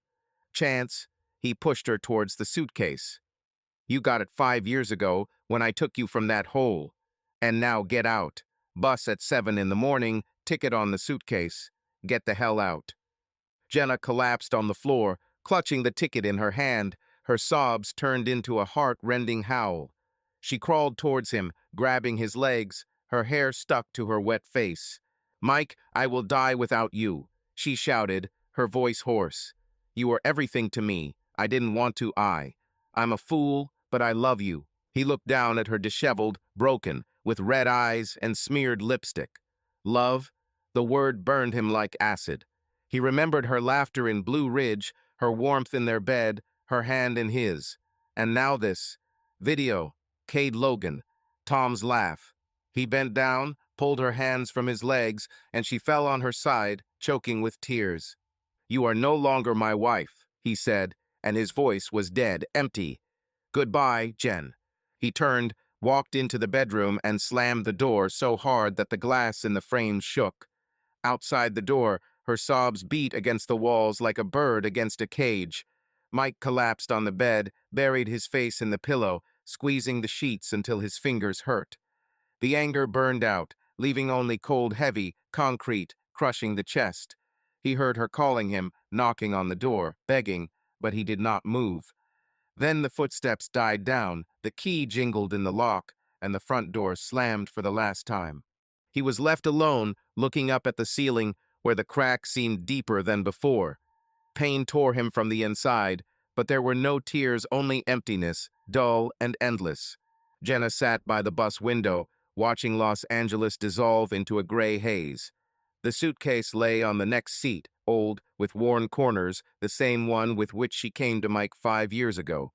The bus hummed, rattled over potholes, the passengers around were whispering or sleeping, and she looked at the passing lights and felt tears burning her eyes. She had not cried since she left the apartment, but now the tears flowed on their own, quietly, without sobs. Her fingers clutched the ticket, crumpled and damp with sweat. She remembered Mike's cry, his hands tearing her out of his life, his empty look. "You are no longer my wife." These words cut her like a knife, again and again. She loved him to the point of pain, to trembling, but one evening, one stupid outburst with Cade broke everything. She closed her eyes and images flashed before her. Blue Ridge, their first date, coffee on the table, his smile. And then the club, the music, Cade, the camera. She betrayed him, and now she was going back to where he pulled her out from. Rescue turned into exile. The phone vibrated in my pocket. Jenna shuddered and pulled it out. Lisa. She wanted to reset, but her finger pressed the green button. "Jen, hello." Lisa's voice was cheerful, slightly hoarse, as if she had just smoked. "Where are you?" "On the bus," Jenna answered quietly, clutching the phone. "I'm going to Blue Ridge." "Seriously?" Lisa chuckled. "Well, okay, listen. I pulled a deal here. That guy with the camera in the club is no coincidence. I persuaded him to come to you and Cade. This is business, Jen. The story spread, the media paid me for information, who you are, where you are from, all that. I dropped half the proceeds on your card, look." Jenna froze, feeling her blood run cold. "What did you say?" she asked, her voice trembling. "Money, Jen." Lisa laughed. "You are a star now, friend. Don't cry, Mike will come to his senses. This is just one time, and with such a celebrity. He will forgive, but in fact he should be proud that his wife slept with Cade Logan. This is cool." Jenna listened in silence, her breathing became heavy, anger boiled in her chest like lava. She remembered how Lisa pulled her into the club, persuaded her to stay, and then disappeared. It was not just an impulse, it was a plan. She sold it as an item for the sake of her ambitions. "Go to hell, bitch," Jenna said quietly, but every word was like a blow. "Don't ever call me. You are dead to me." "Jen, what are you doing?" Lisa was taken aback. "This is money for both of us." Jenna ended the call, threw the phone on the seat, and covered her mouth with her hand so as not to scream. Lisa, her friend, Her shadow turned out to be a traitor. She sold her life for a check, and now Jenna is left with nothing. She opened the bank application and $5,000 arrived on the card. Money for her shame. She closed her eyes, feeling tears running down her cheeks, but she no longer had the strength to cry out loud. Mike stood at a construction site in Malibu, watching the wind blow sand across the site. The morning was cold. The sun barely broke through the clouds. The truck with the rebar arrived on time, as Josh promised, but that didn't change anything. He lay awake that night, replaying the video in his head, and now he felt as empty as a concrete slab. "Hudson, are you okay?" Emily came up behind me, holding a tablet in her hands. Her voice was soft, but it only irritated her. "Yes," he muttered, without looking at her. "What's with the supports? Everything is according to calculations, but—" She hesitated. "Have you heard about the video? Tom sent it to everyone." "I heard," he clenched his fists. "Work, Emily. Not before that." She nodded and walked away, but Mike knew that gossip was already consuming the office. He turned to the crane that was lifting the fittings, and then there was a crash. The steel cable snapped and the load fell down, crashing into the unfinished foundation. The concrete cracked, sand flew up in a cloud, and the workers screamed. Crap. Mike rushed to the scene of the accident, but it was too late. The supports were warped and part of the structure collapsed. Josh ran up, his face as white as chalk. "Mr. Hudson, I don't know how," he began, but Mike cut him off. "Be quiet," he growled, looking at the destruction. That was the end. An hour later, Bradley called him into the office. Mike walked in, feeling his shirt sticking to his back. "Hudson, you screwed up." Bradley pointed his finger at the table. "An accident in Malibu. Deadlines were missed. Investors are furious. The contract is lost. You're fired." "It's not my fault." Mike gritted his teeth. "Cable." "I don't care who's to blame." Bradley stood up, towering over him. "You were responsible. Get out of my office." Mike walked out, feeling the ground disappear from under his feet. His work, his fortress, his pride collapsed like their marriage. He got into the car, squeezed the steering wheel until his fingers hurt, but didn't drive. Everything he built turned to dust. Jenna looked out the bus window. The Blue Ridge Mountains were already looming in the distance. She thought about Mike, how he had screamed, how he had pushed her away. She wanted to call and beg to come back, but she knew he wouldn't forgive. Lisa was right about one thing: this was the end. But to be proud? No, Mike hated her now, and she hated herself. The bus stopped, and she got out, dragging her suitcase along the dusty road. The mother's house was a head old, with a rickety porch. She stepped towards him, feeling the past closing in around her like a trap. In the evening, Mike walked down the street without feeling the cold that bit his hands. Bradley's dismissal was still buzzing in my ears, like the echo of a hammer hitting concrete. He lost everything: Jenna, his job, himself. His feet led him to the bar on the corner, an old one, with a peeling sign, "Rusty Anchor." He pushed the door open and was greeted by the smell of beer, cigarettes, and cheap whiskey. It was noisy inside: the hum of voices, the clinking of glasses, hoarse laughter. Mike collapsed onto a stool at the bar and waved to the bartender, a bald guy with a shark tattoo on his neck. "Whiskey, double," he muttered, looking into space. "Bad day."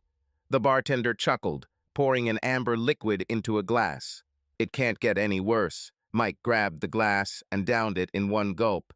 The burning sensation in my throat was better than the emptiness in my chest. He drank a second glass, a third, a fourth. Alcohol drowned the pain, but did not extinguish it, but kindled it like gasoline on coals. He looked into his glass, where the dim lamps reflected, and saw her Jenna, her tears, her betrayal. And then construction, a falling load, Bradley screaming, "You're fired." "Hudson, is that you?" Tom's voice cut into the ear like a saw. Mike raised his head. Tom stood nearby, grinning, holding a beer in his hand. "You look like crap. Is it because of the video or because of Malibu?" "Fuck off, Tom." Mike squeezed the glass, his fingers turning white. "Don't interfere." "Come on, relax." Tom sat down on the next chair without letting up. Everyone just talks about how Jenna is with Cade Logan. You know, I would be proud if she was mine. Such a trophy. Mike clenched his teeth, feeling the blood pounding in his temples. He drank more, but Tom's words burned stronger than whiskey. "Shut up," he said quietly, looking into the glass. "And what? Does it really hurt your eyes?" Tom leaned closer, his voice dripping with venom. "You're the local joke now, Hudson. The wife is a woman of easy virtue. The job is in the ass. Maybe you should become a janitor." Mike took off like an animal from a cage. The glass fell, shattered on the floor, and he grabbed Tom by the collar, throwing him against the counter. The bar fell silent. People turned around. "Repeat what you said," Mike yelled, his face inches from Tom's. "Come on, hit hero." Tom bared his teeth, struggling. "You won't get anything back anyway." Mike struck first. "Enough, idiots. The police are coming." Mike didn't hear. Uniformed hands yanked him back, the handcuffs clicking on his wrists. He didn't resist. He just breathed heavily as he watched Tom being taken into another car. The morning came with a headache and the smell of dampness. Mike woke up in a cell, a concrete floor, bars, a hangover like a hammer in his skull. He sat up, rubbing his face, and heard the guard's voice. "Hudson, bail has been posted. Come out." He stood up, staggering, and followed the cop to the exit. The door opened and cold air hit my face. Emily was standing outside by an old pickup truck. Her green eyes looked at him with alarm. Her hair was disheveled from the wind. Her coat was buttoned crookedly as if she had run here straight from home. "Mike," she said quietly, stepping towards him. "Are you okay? Have you paid bail?" He frowned, his voice hoarse. "For what?" "Because you shouldn't be here," she pursed her lips. "I heard about Malibu, about the dismissal. And then Tom called, bragging that you were his. Well, you get the idea.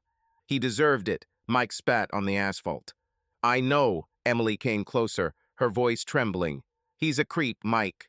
But you're better than that. Come on, I'll take you home."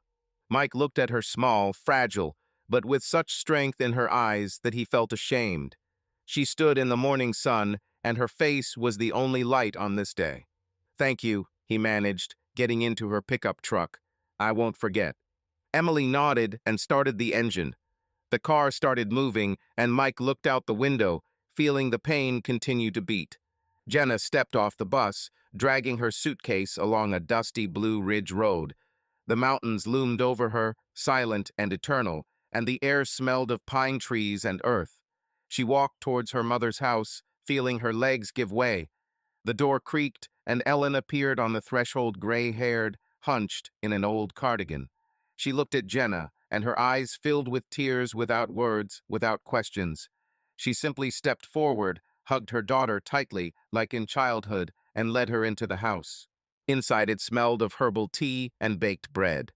Ellen put the kettle on, silently poured 2 cups, and sat down opposite. Jenna looked at the table, feeling tears burning her eyelids again. The mother extended her hand and squeezed her palm warm, trembling. "How long will you stay, daughter?" she asked quietly, her voice soft but tired. Jenna looked up and swallowed the lump in her throat. "Forever," she whispered, and tears burst out. Ellen nodded, her face scrunched up in pain and understanding. She squeezed her daughter's hand tighter, as if she was afraid that she would disappear. "I told you, Jen," she said, wiping tears from her cheek. "The big city is not for you. He will break you. But you're home now. Everything will be fine." Jenna sobbed, clinging to her mother. She wanted to talk about Mike, about Lisa, about Cade, but the words stuck. Ellen stroked her back, whispering, "Hush, hush," and Jenna felt the house hugging her, like when she was a child. But there was emptiness inside. Mike would not forgive. Lisa had betrayed, and she had lost herself. 5 years later, Mike stood on the construction site, squinting against the sun that burned Los Angeles on this hot August day. A crane lifted a steel beam, workers in orange vests shouted commands, and the wind blew sand across the concrete. This was their project, his and Emily's, their first major commission in 5 years. A 7-story office complex, modest by the standards of a metropolis, but for Mike it was a symbol not just of a building, but of a new life that he had built from the rubble of the past. 5 years ago, he fell into the abyss. Jenna, her betrayal with Cade Logan, the video that went viral, her dismissal from the company, the fight with Tom, all this was like an explosion that left only a shadow of it. He drank then, looked at the ceiling at night, replaying her tears, her pleas, "I love you." He hated her, he hated himself, but most of all, he hated the emptiness that was left in their marriage. Emily appeared like a ray in that darkness. She pulled him out of his cell after that night at the bar, took him home, and a week later burst in with an idea. "Mike, stop ruining yourself," she said, sitting on his old couch, clutching a mug of coffee. Her green eyes burned with determination. "You're an engineering genius, not a person with an addiction. Let's start our own business. I have money, you have talent. Can we?" He then looked at her, feeling shame constricting his throat. "I don't want to set you up, Emily," he muttered, looking at the floor. "I've already lost everything." "You didn't lose me." She leaned over and touched his hand. "I believe in you, and you believe in us." Thus Hudson and Company was born. They started from scratch, they rented a tiny office in the basement, took on foundation repairs and small orders from private owners. Mike drew until the morning, Emily checked the calculations. They argued over the drawings until the voices broke into hoarseness. The first year was hell debts, client refusals, nights without sleep. One day he lost his temper, throwing a pencil at the wall. "It's no use, Emily," he shouted, clutching his head. "We'll drown." "We won't drown." She stood up, walked up to him, and squeezed his shoulders. "You're stronger than you think, Mike. We can handle it." And they did it. 2 years later, a developer came to them, a rich guy in a suit who needed a contractor for a small warehouse. Mike didn't sleep for 3 days finishing the project, and Emily ran around the banks trying to get a loan. When the contract was signed, she burst into the office with a bottle of cheap wine. "We did it, Mike," she shouted, laughing, and threw herself on his neck. He hugged her, feeling her warmth penetrate his armor. That evening, he kissed her for the first time hesitantly, almost accidentally, at the table with the drawings. She answered, and from that day on their paths became intertwined. Now, 5 years later, they were a family. They had a house in the suburbs, white, with a veranda and a garden where Emily planted daisies, and there was Lee, their daughter, a 1-year-old miracle with her mother's green eyes and her father's stubborn gaze. Mike came home every evening, took off his dusty shoes, and took her in his arms, listening to her babble. "Daddy, Daddy." This was his salvation. "Mike, where are you?" Emily's voice pulled him out of his thoughts. She stood nearby, wearing a construction helmet, with a tablet in her hands. Her hair was falling out from under the elastic. Her cheeks were flushed from the sun. "I'm thinking about Lee," he smiled, looking at her. "And how lucky I am to have you." "Sweet tooth," she winked, but her voice softened. "She's with the nanny, everything's fine. And you keep an eye on the beam. This is our ticket to the future." "Yes, boss," he saluted playfully, but his heart sank with gratitude. Emily was his anchor, his light. The two of them stood together, watching the building grow. But sometimes, at such moments, he remembered Jenna, her gray eyes, her voice, "I love you." He did not forgive her, but the pain became duller, muffled by new life. Emily noticed his gaze. "Are you happy?" she asked quietly, squeezing his hand. "Yes," he nodded, looking into her eyes. "With you and Lee, yes." She smiled, snuggled up to him, and they went to check out the construction site. At home, in the evening, he sat in the office, looking at Lee sleeping in the cradle. In the box was a letter from Jenna, old, yellowed. "Forgive me." He didn't answer then, but he didn't throw it away. Emily came in, wiping her hands on her apron. "Are you still thinking about her?" she asked, looking at the letter. "Sometimes," he sighed, hiding it, "but that's the past." "Am I real?" She came up and hugged him from behind. "You and Lee are my everything." He turned and kissed her. Emily nodded, and they stood there, listening to their daughter's breathing. Mike knew he had built a new life, as strong as his buildings. But Jen remained somewhere there, in the shadows, like a crack that he could not mend. Jenna stood behind the counter at U Marge, wiping away coffee stains. Blue Ridge hasn't changed, the same streets, the same faces, the same creaking door. She returned here 5 years ago, thinking she would find peace, but instead she found Casey, the daughter born from that night with Cade Logan. She was 4, with her father's brown eyes and her dark hair, and reminded Jen every day of the cost of her mistake. She found out about her pregnancy a month after the divorce. At first there was shock. She sat on the bathroom floor, looking at the test, and cried until the tears ran out. Should I tell Cade? She found his manager, wrote a letter, but the response was cold. Mr. Logan is not interested in contact. Mike, meaning the child is not his. The mother, Ellen, found out later when the belly could no longer be hidden. Who is the father, Jen? She asked then, sitting at the kitchen table, clearly now guessing the reason for her daughter's return home. It doesn't matter, Mom. Jenna looked away. I can handle it. Ellen didn't argue. She just hugged her, and from then on she helped as best she could. But her health was weakening, her cough became deeper, her hands were shaking, and Jenna took everything upon herself. She worked in a café, as in her youth, serving coffee, smiling at farmers, counting tips. Casey slept in the room behind the kitchen, on the old couch where Jenna had once painted her dreams. During the day, she was strong for the sake of her daughter, for the sake of her mother. At night, when the house was quiet, she sat on the porch, looking at the stars, and cried quietly so that no one would hear. Mom, I want juice. Casey ran out of the room, barefoot, with a doll in her hands. Now, honey, Jenna smiled, pouring apple juice. She sat down next to her, stroking her head. How is your doll? Her name is Marge. Casey pointed at the toy.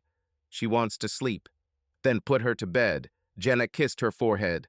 Casey was her light, her punishment, her everything. The cafe door rang as Joe, a farmer from the next street, entered. Jen, coffee, as always, he muttered, sitting down at the counter. Now, she stood up, poured black coffee, but her hands were shaking. Joe looked at her, narrowing his eyes. Are you okay, girl? He asked. You look like a ghost. I'm just tired, she lied, placing the cup in front of him.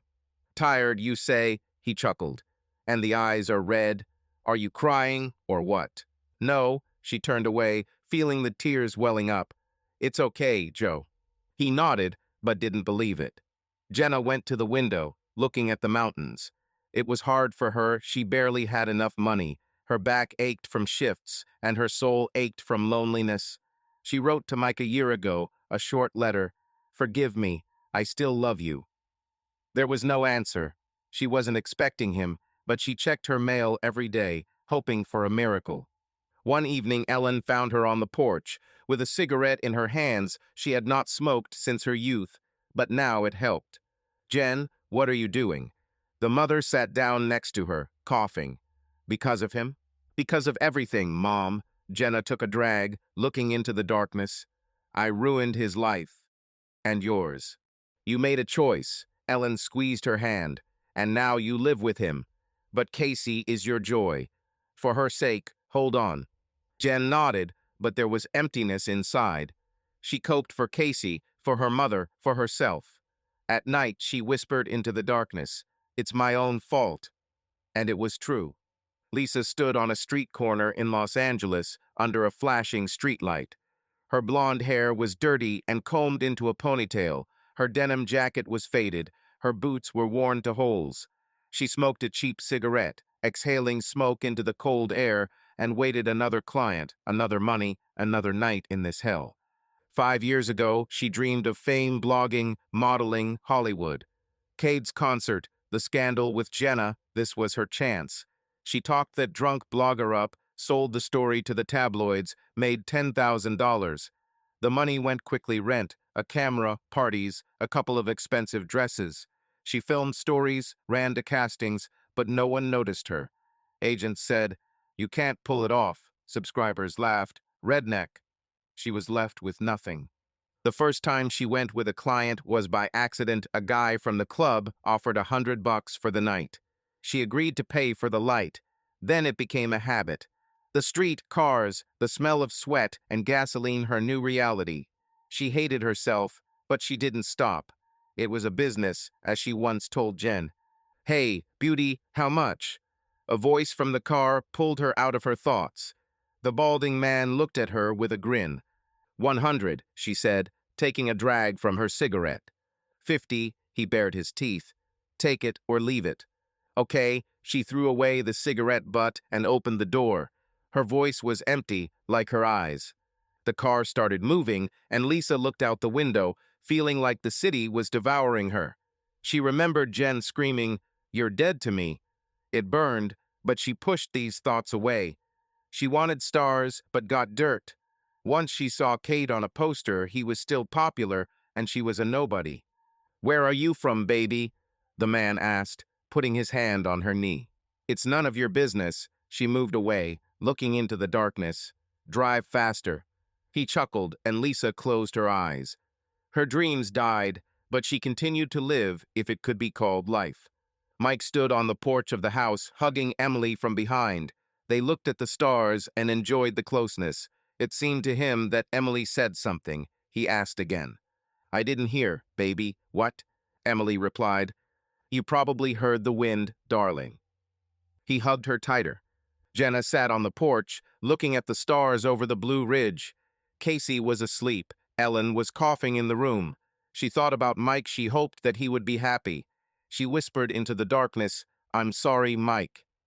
The wind carried away the words, but there was no answer, only the silence of the mountains, cold and eternal.